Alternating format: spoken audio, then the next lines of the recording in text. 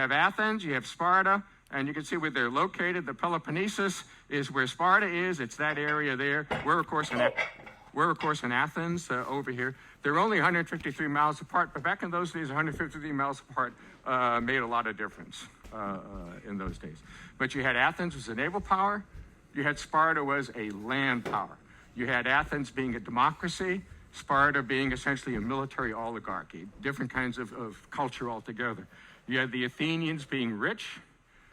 They were leaders in trade. They took it, matter of fact, a lady talked about it today. They got, there's nearby silver mines where they could get silver. They got bounty from their colonies who gave them stuff.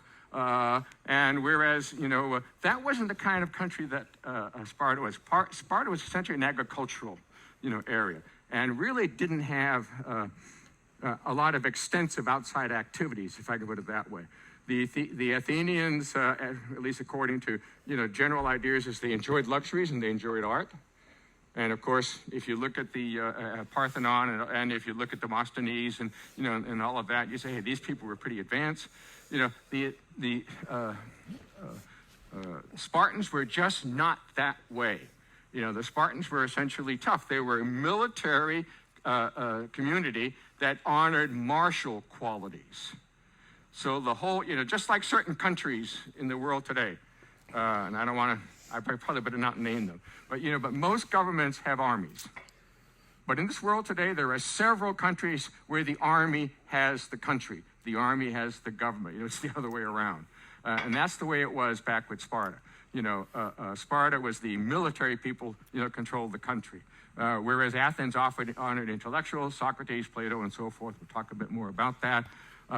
And then, remember, just like during the Cold War, we had NATO versus the Warsaw Pact, or the East versus West, however it is you saw it. Well, Athens had its own organization called the Delian League, and Sparta had its own organization called the Peloponnesian League. So when we're talking about this World War period, what we're talking about is the same kind of thing during the Cold War. In other words, it wasn't just the United States versus the Soviet Union, but it was all, let's say, the lesser powers as well. And that was what applied here. Okay, now you're going to wonder, what is my dog doing in this picture? But my dog's credo is, I am fear and balance. And by that, I mean, I don't have a dog in this fight. So I'm going to try to really be objective. But for that, though, I need to reveal, did any of you go to USC or any of you go to Michigan State? Hey, there we go. All right, the Spartans. Okay. But I'm not completely on your side, so I'm fair and balanced. Okay, so we're going to take both sides of the argument here. And my dog approves. She is fair and balanced, and she says, you don't have a dog in this fight. Because she says, I would be the dog if we're in that fight. And I don't want to be in this fight, and I accept her view.